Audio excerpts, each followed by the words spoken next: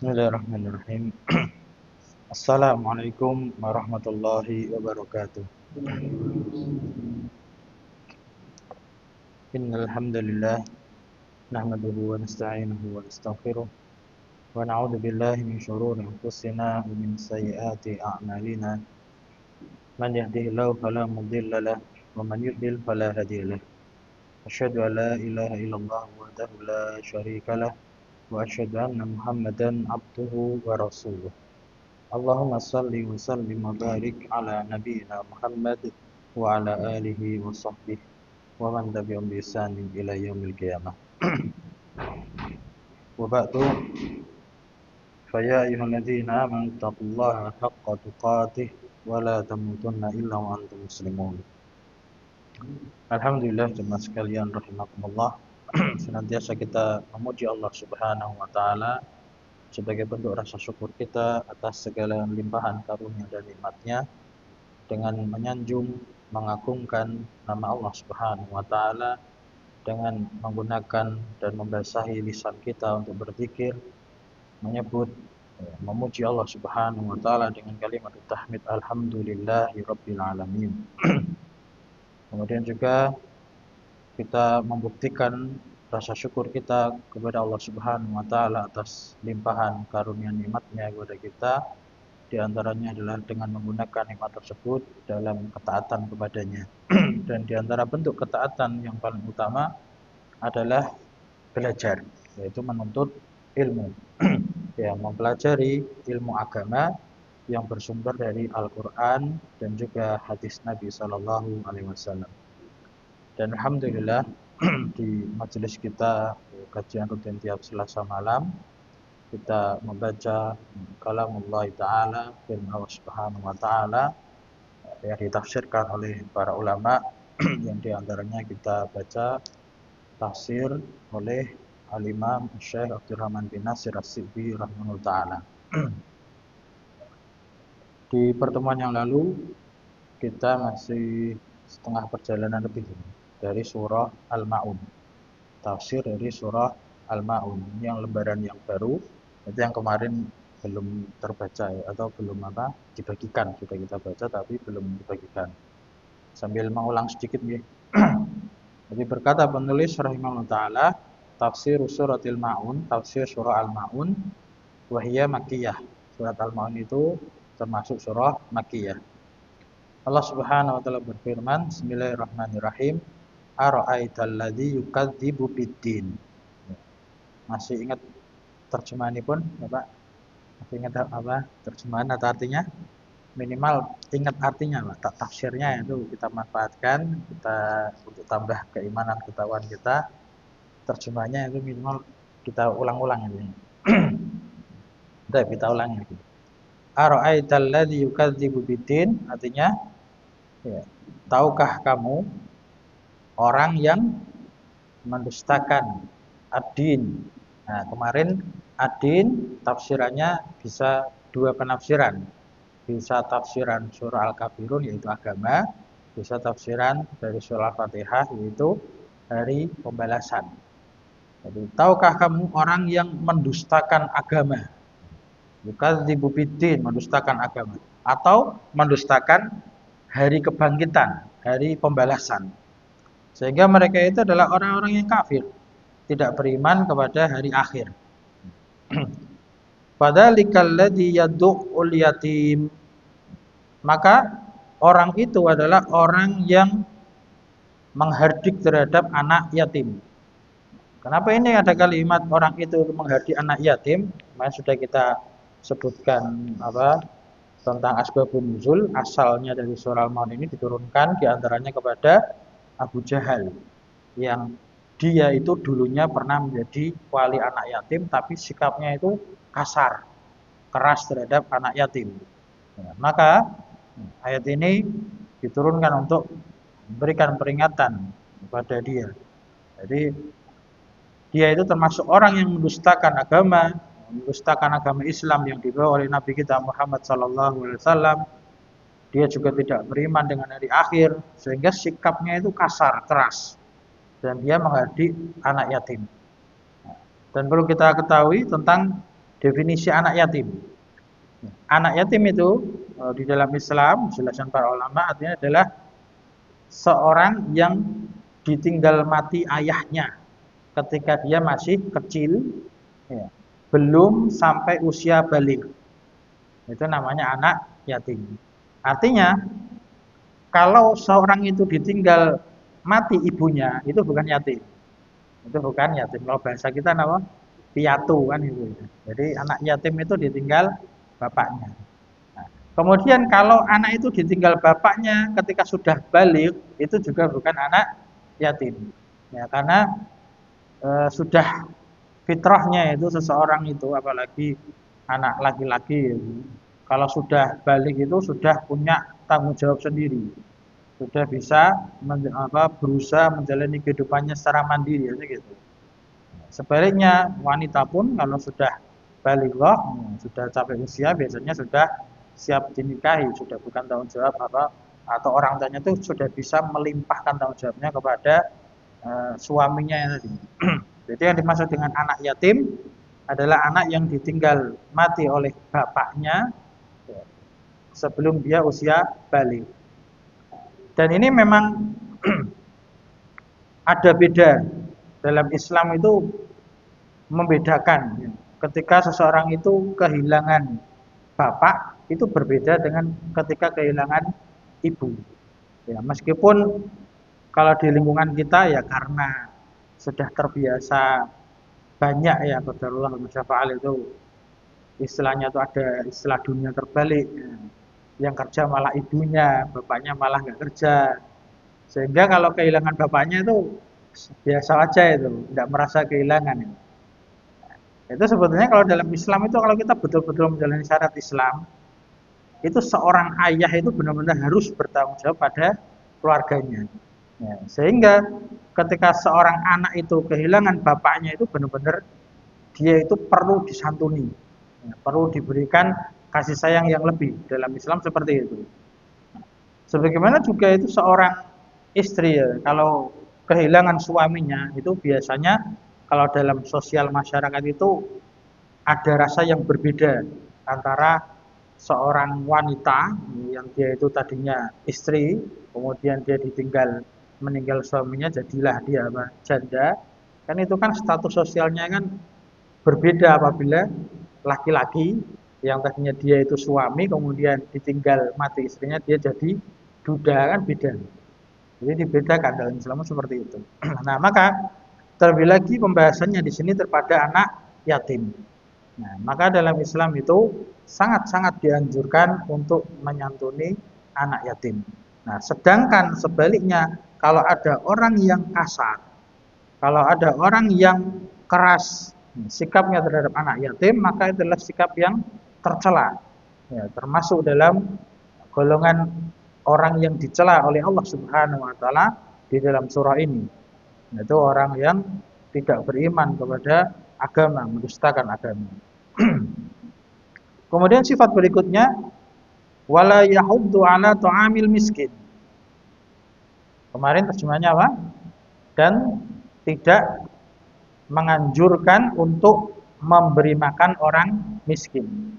Nah, ini sifatnya orang yang tidak beriman kepada hari akhir, punya sifat bakhil, punya sifat kikir, pelit.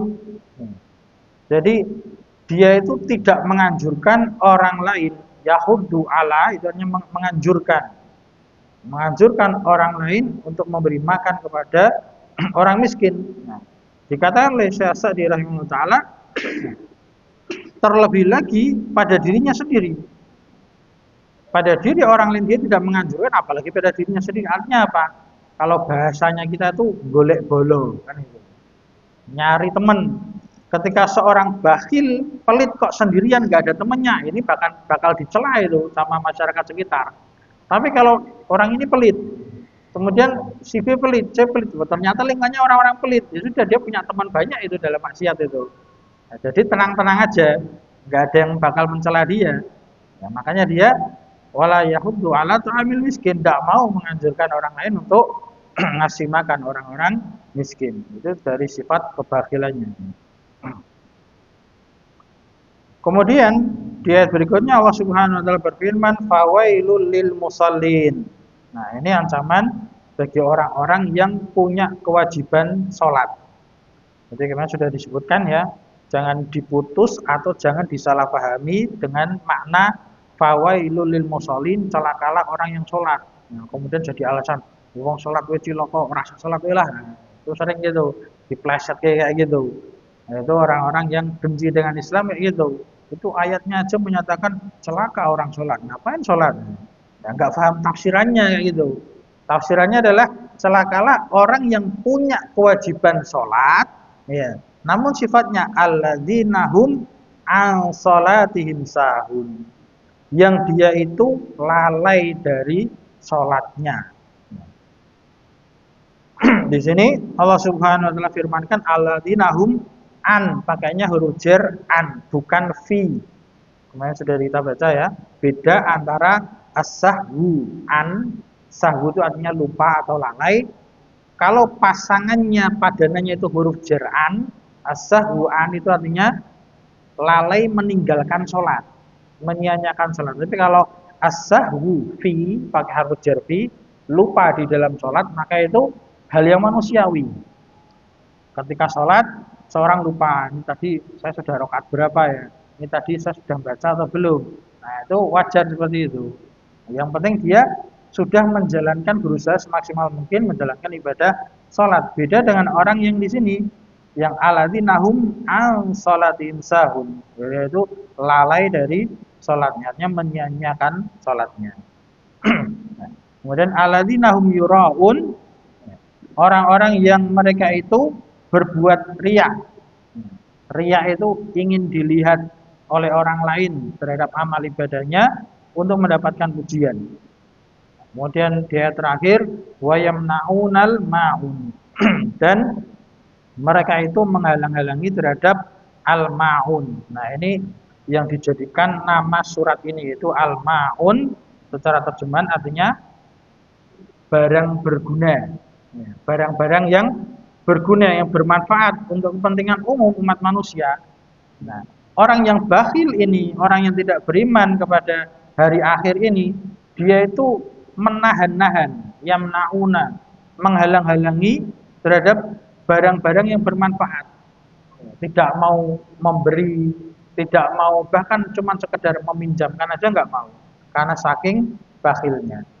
Nah, kemudian disebutkan Allah Subhanahu wa taala di sini berfirman, yaqulu ta'ala zaman. Allah Subhanahu wa taala berfirman dalam keadaan mencela terhadap orang-orang yang taraka huquqahu wa huquqa ibadihi, yang meninggalkan hak-haknya Allah dan hak-haknya para hamba yang lain. Kemudian jamaah rahimani wa rahimakumullah,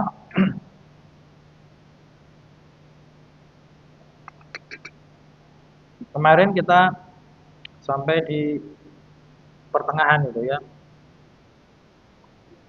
di kalimat wa amassahu, tafsir dari tadi fawailul lil musallin alladzina hum an salatihim sahun. Di sini saya menyebutkan, membedakan antara wa amassahu fi shalah, kan gitu.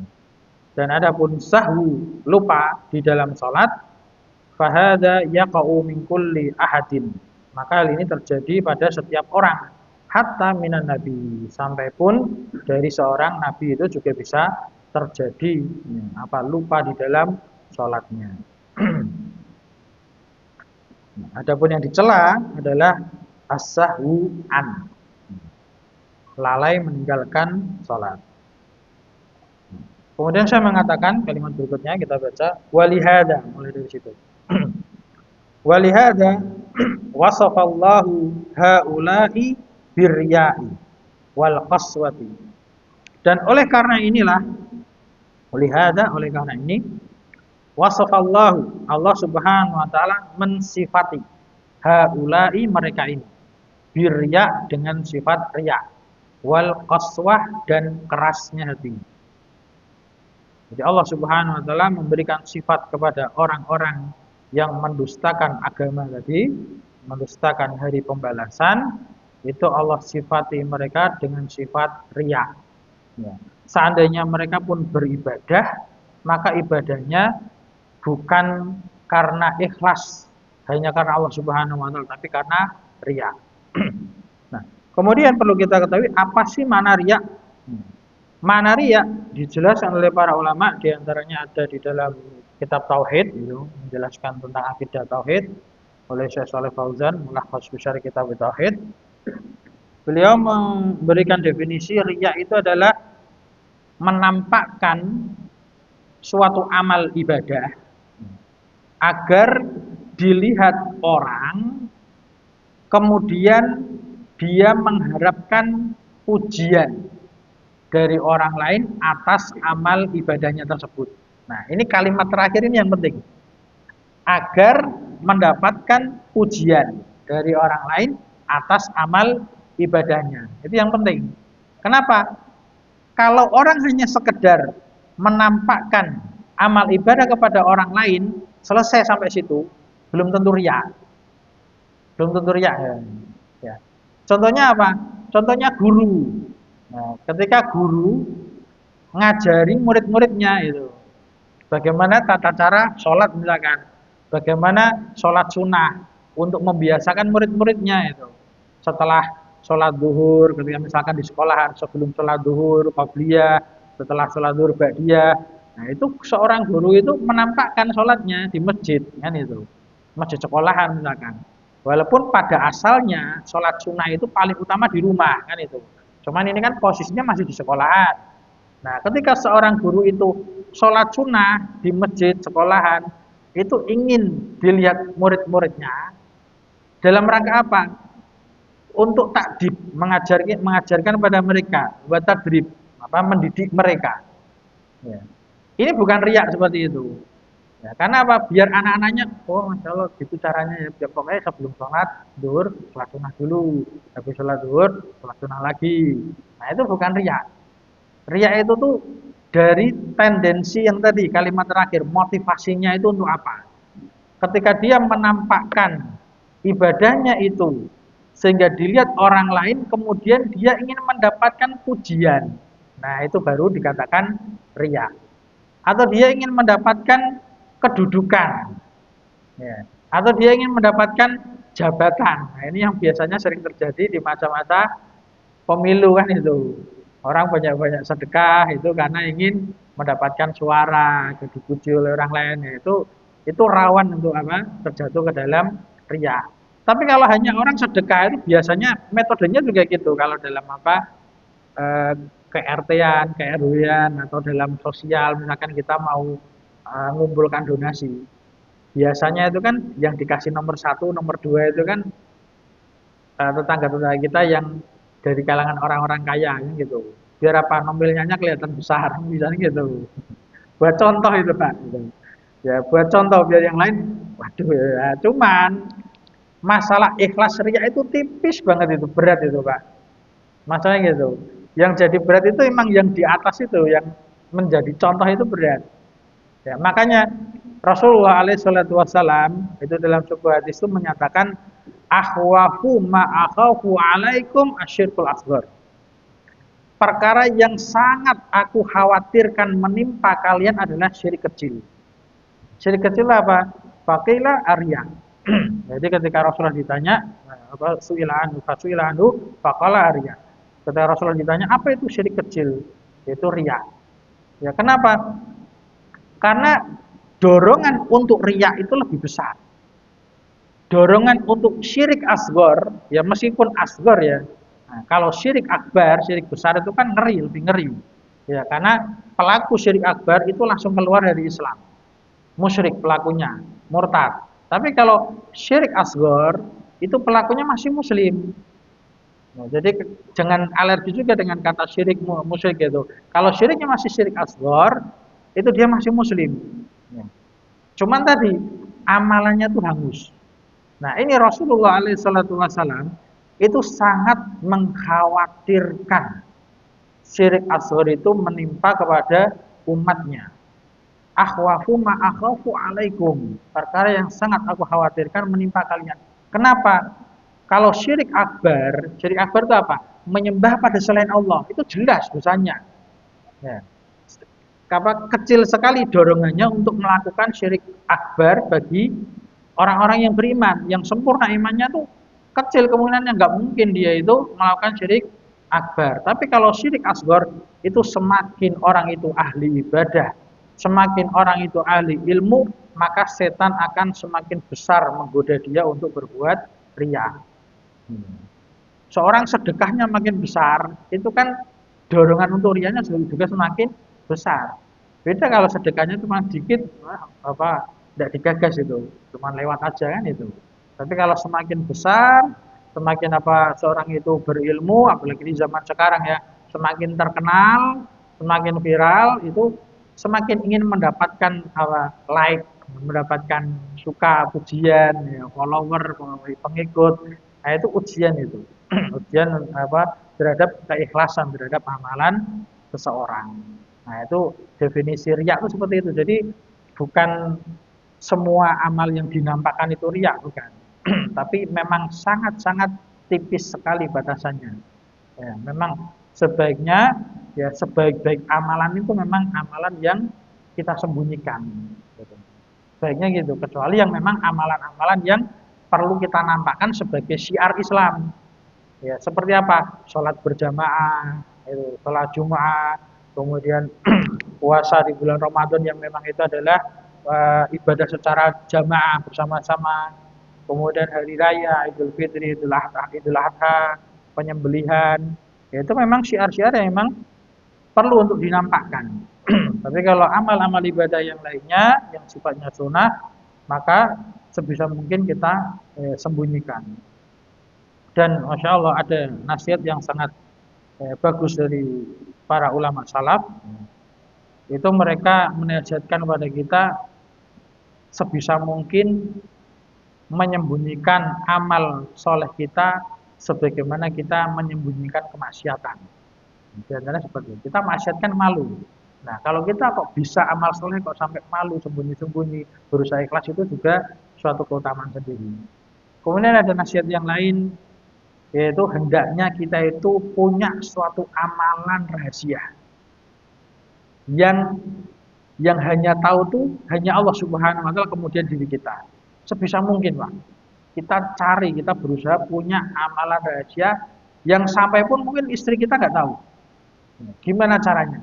Kenapa? Yang mungkin dengan amal yang sangat rahasia itu, yang hanya Allah yang tahu, kemudian kita, itulah amalan yang paling ikhlas dari kita, yang bisa menyelamatkan kita dari api neraka, yang bisa memasukkan kita ke dalam surganya Allah Subhanahu wa taala. Karena namanya seorang yang beriman itu, seorang manusia biasa, pasti pernah berbuat salah. Meskipun dia banyak beramal solih, tapi kalau amal solihnya itu banyak yang riya, kan sia-sia. Makanya kita sebisa mungkin punya suatu amalan yang rahasia, amal soleh yang kita sembunyikan, hanya Allah yang tahu, kemudian diri kita sendiri. Kemudian tentang masalah riya juga, nah itu perlu kita ketahui juga, riya itu ada dua macam. Ada riya yang sifatnya besar, dan itu adalah riyanya orang munafik. Riyanya orang munafik. Nah, orang munafik itu bukan orang Islam aslinya. Jadi munafik itu dia menampakkan keislaman tapi menyembunyikan kekufuran. Nah, itu satu, riya yang sifatnya besar. Yang kedua, riya yang sifatnya kecil. Nah, riya yang sifatnya kecil ini yang sering menjangkiti orang-orang yang beriman, kaum muslimin. Ya, bedanya apa? Bedanya, nah ini juga bisa kita perhatikan pada diri kita masing-masing agar kita bisa mawas diri, introspeksi, berhati-hati. Kalau riyaknya itu sejak awal ibadah, nah itu namanya riyak yang besar. Itu riyaknya orang munafik. Contohnya, orang sholat, sejak awal mau sholat, sejak awal berangkat dari rumah mau sholat ke masjid, itu niatnya biar dilihat orang. Sejak awal itu orang munafik kayak gitu. Kenapa? Dia ingin dilihat orang, orangnya sholat ke masjid, dia muslim toh. Nah, itu sejak awal itu. Jadi namanya riyaknya orang munafik. Beda dengan riya yang terkadang menjangkiti orang muslim atau orang yang beriman, yaitu riya yang munculnya itu terkadang di tengah-tengah amalan atau di akhir-akhir. Awalnya dia ikhlas. Dari rumah berangkat ikhlas, berangkat ke masjid, sholat.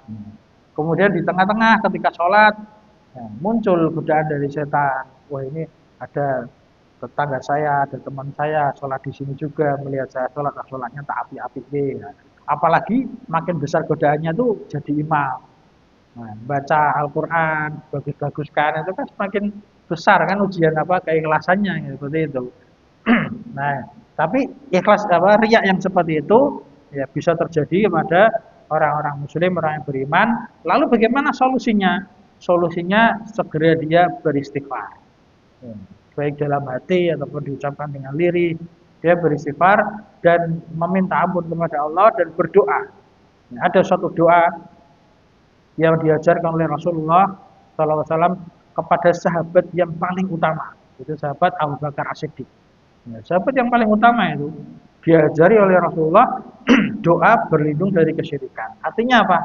Sahabat yang paling utama saja itu dikhawatirkan mempunyai apa? Penyakit riya. Doanya nanti bisa dicari lagi ya, dipakai HP, di Google atau apa. Itu doanya itu Allahumma inni a'udzubika an usyrika bika wa ana a'lam. Allahumma inni a'udzubika an usyrika bika wa ana a'lam. Wa astaghfiruka lima la a'lam. Yang artinya, ya Allah, sesungguhnya aku berlindung kepadamu dari dosa menyekutukanmu, dari dosa syirik dalam keadaan aku tahu. Wa astaghfiruka lima la a'lam, dan aku minta ampun kepadamu terhadap dosa syirik yang aku tidak tahu. Ya kadang kita tuh nggak sadar, oh ternyata aku riya, oh ternyata aku melakukan apa syirik gitu. Nah makanya kita banyak-banyak istighfar, banyak-banyak berdoa seperti itu. Nah ini adalah solusi. Ya karena namanya manusia, itu tadi manusia itu memang tempatnya salah dan lupa. Banyak sekali godaan yang menimpa kita. Memperbanyak kita berlindung kepada Allah Subhanahu Wa Taala dari dosa yang berbahaya itu tadi. Riya itu sangat-sangat berbahaya, eman-eman. Amalan kita kalau ada riyanya itu akan hangus. Nah, itu sekilas tentang riya. Kemudian saya melanjutkan walihada wasafallahu haula'i birriya wa qaswah wa adamir rahmah, dan tidak adanya rasa kasih sayang. Pada siapa? Pada orang yang mendustakan agama tadi. Alladzi yukadzibu biddin, itu orang yang tidak mempunyai sikap rahmah kasih sayang. Faqala, maka Allah Subhanahu wa taala berfirman, alladzina hum yuraun, yang mereka itu adalah orang-orang yang menampakkan agama apa amalannya, yang riya mereka itu. Yuraun artinya riya itu tadi. Ai maksudnya adalah ya'malunal a'mala, mereka itu beramal dengan amalan-amalannya li ajli ria'in nas, untuk tujuan riya kepada manusia. Kemudian ayat berikutnya wa yamna'unal ma'un, ini ayat yang terakhir dari surah ini. Artinya mereka itu menahan, menghalang-halangi terhadap al-ma'un, barang-barang yang berguna. Ai maksudnya adalah yamna'una i'ta'asyai, mereka itu menghalang-halangi untuk memberikan sesuatu alladzi la yaduru i'ta'uhu, yang memberikan sesuatu itu enggak akan memadaratkan dia. Ketika kita memberikan sesuatu itu enggak akan membahayakan diri kita. Misalkan apa? Misalkan barang-barang berguna ini nanti akan dicontohkan itu sepele, nah kita sebutkan ya. Nah, di sini sebutkan kal ina seperti bejana, baskom, ember, wadalwi dan apa? Gayung atau ciduk, wal faksi dan kapak. Kalau kita sama tetangga biasanya dipinjam apa? Palu, obeng. Itu kan hal-hal yang bermanfaat kan, berguna kan itu. Kalau kita memberikan ke tetangga kita kita minjemkan, itu nggak akan memadaratkan kita sedikit pun kalau itu. Apa madaratnya kita minjemkan palu, kita minjemkan pacul, kita minjemkan sendok, garpu, nggak ada madaratnya itu. Nah, tapi orang yang mendustakan agama ini, alladzi yukadzibu bidin ini, itu benar-benar saking bakhilnya, saking kikirnya, pelitnya, kayak gitu aja nggak mau minjemin. Gitu. Semoga aja di sini tidak ada yang seperti itu lagi. Ada ya banget ya. Alhamdulillah.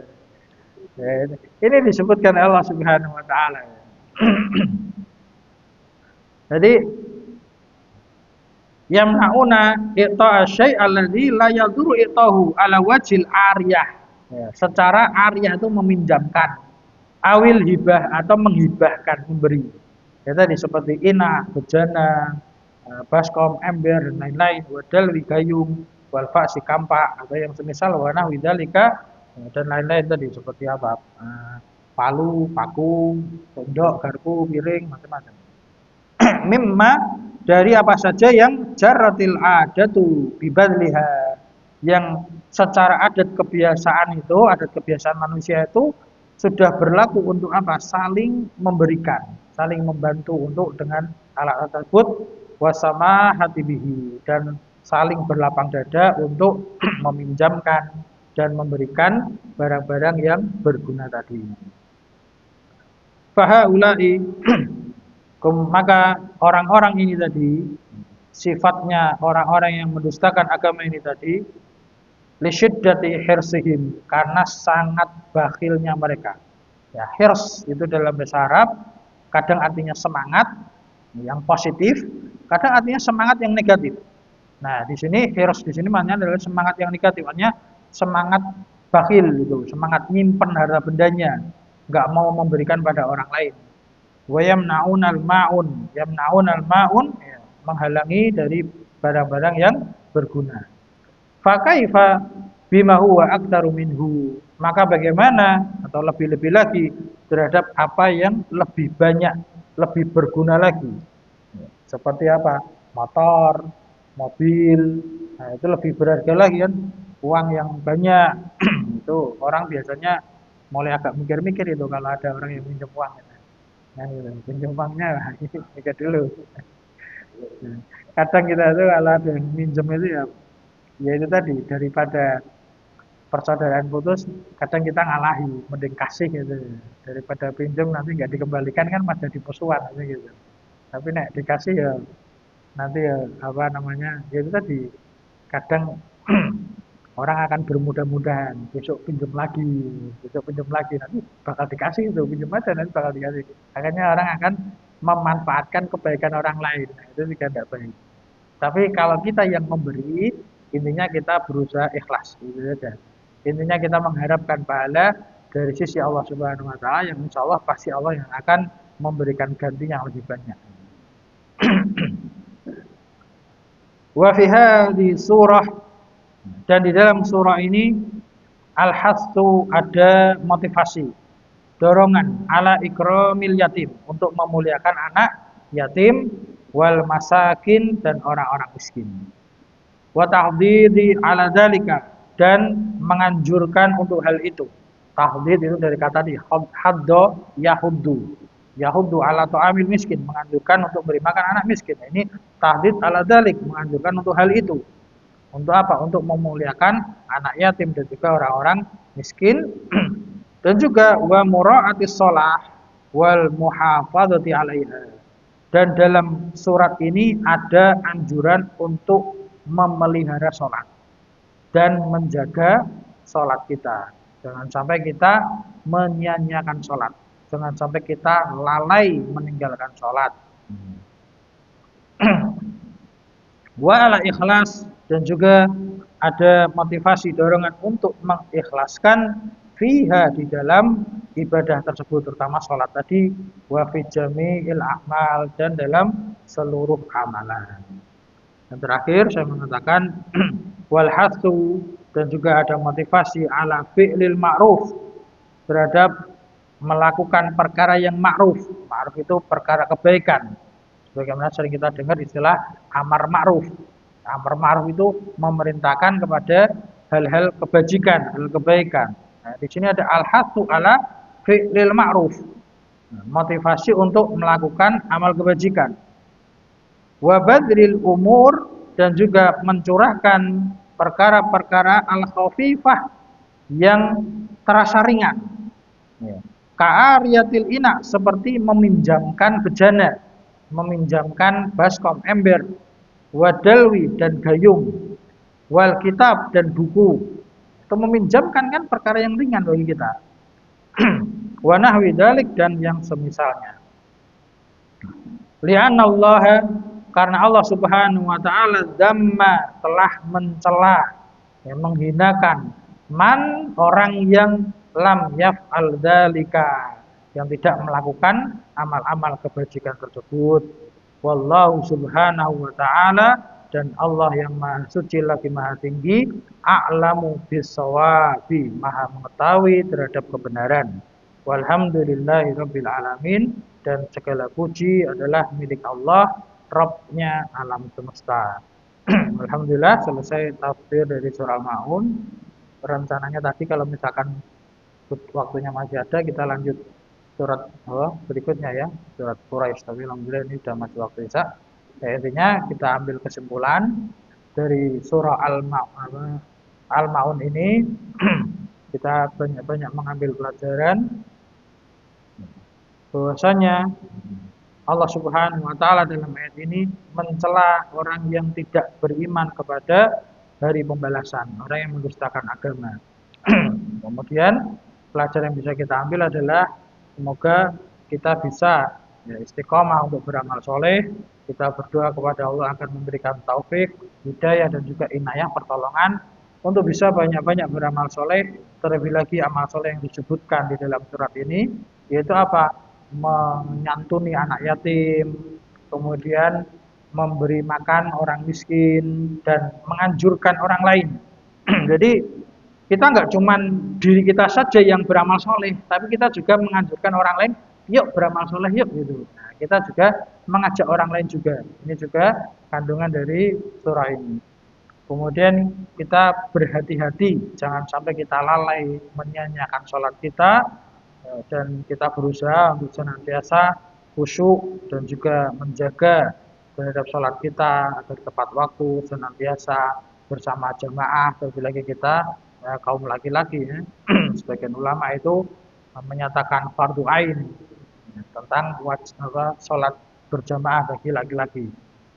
Kemudian juga kita hendaknya berhati-hati dari penyakit riya yang tadi sudah kita jelaskan, yang sangat berbahaya tadi karena termasuk syirik ya, syirik asghar. Dan yang terakhir kita berusaha untuk tidak menahan-nahan terhadap barang-barang yang berguna untuk umat manusia. Jadi kita berusaha menjadi orang yang lebih dermawan ya, baik hati kepada saudara-saudara kita, pada tetangga kita, terutama orang-orang yang sedang membutuhkan. Maka hendaknya kita berusaha semaksimal mungkin untuk memberikan bantuan kepada mereka. Semoga Allah Subhanahu wa taala memberikan taufik kepada kita semua dan menerima amal ibadah kita serta mengampuni dosa-dosa kita yang lalu maupun yang akan datang. Subhanakallahumma wa bihamdik, asyhadu an la ilaha illa anta, astaghfiruka wa atubu ilaik. Walhamdulillahirabbil alamin. Assalamualaikum warahmatullahi wabarakatuh.